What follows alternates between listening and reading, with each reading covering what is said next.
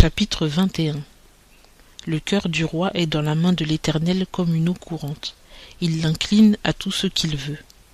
Toutes les voies de l'homme sont droites à ses yeux, mais c'est l'Éternel qui pèse les cœurs.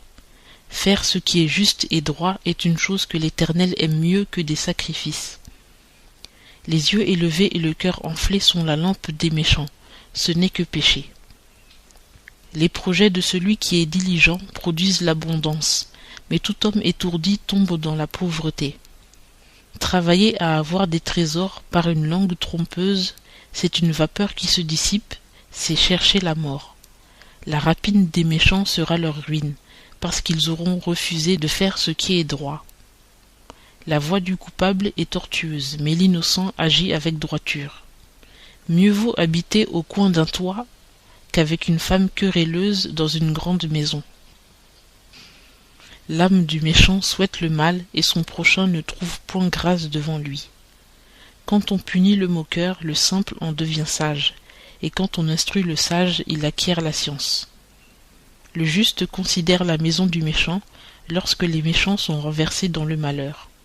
Celui qui ferme son oreille au cri du misérable criera aussi lui-même et on ne lui répondra point.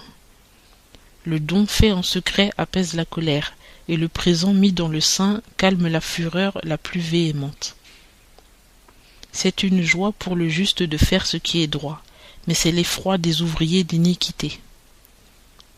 L'homme qui s'écarte du chemin de la prudence aura sa demeure dans l'assemblée des morts. L'homme qui aime la joie sera indigent, et celui qui aime le vin et la graisse ne s'enrichira point.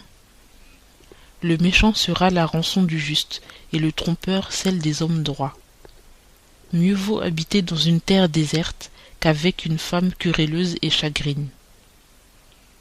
Les trésors précieux et l'huile sont dans la demeure du sage, mais l'homme insensé les engloutit.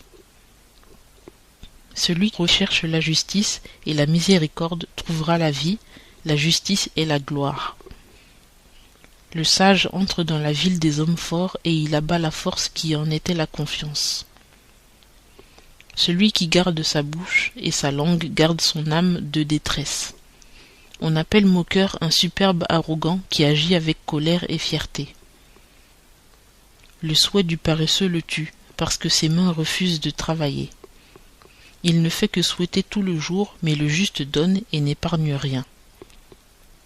Le sacrifice des méchants est une abomination, combien plus s'ils l'apportent dans un mauvais dessein. Le témoin menteur périra, mais l'homme qui écoute pourra toujours parler. L'homme méchant a un air hautain, mais le juste affermit sa voix. Il n'y a ni sagesse, ni intelligence, ni conseil pour résister à l'Éternel. Le cheval est équipé pour le jour de la bataille, mais la délivrance vient de l'Éternel.